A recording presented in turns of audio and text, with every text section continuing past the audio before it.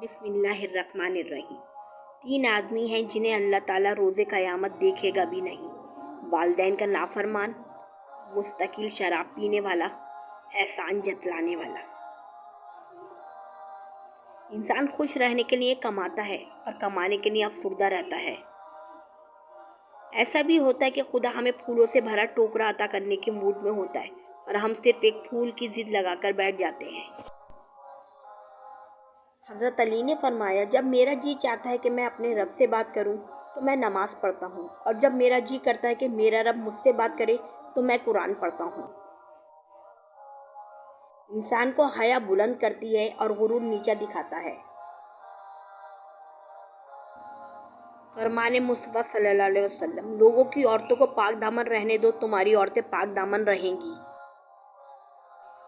اگر تمہیں سب راستے بند نظر آئیں تو وہ تمہیں ایسا پوشیدہ راستہ دکھا دے گا جس کے بارے میں کوئی جانتا نہیں ہوگا۔ ہر وقت دوسروں سے تسلی لینے کے بجائے بہتر ہے کہ ہم تسلی دینے والے بنیں۔ کسی کا راز تلاش نہ کرو، اگر نظر آ جائے تو فاش نہ کرو۔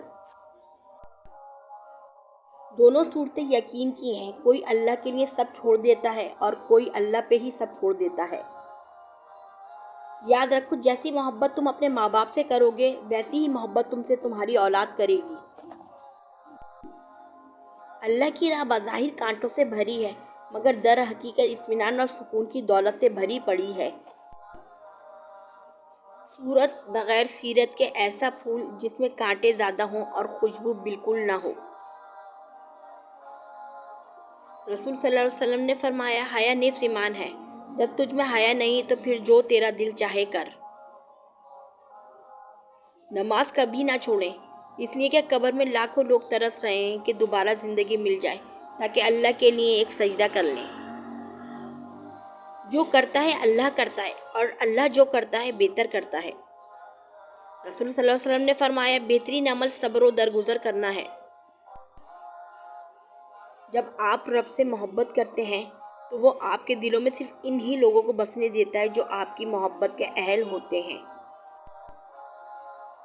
بہترین صبح وہ ہے جو اللہ کے ذکر سے شروع کی جائے۔ Thanks for watching.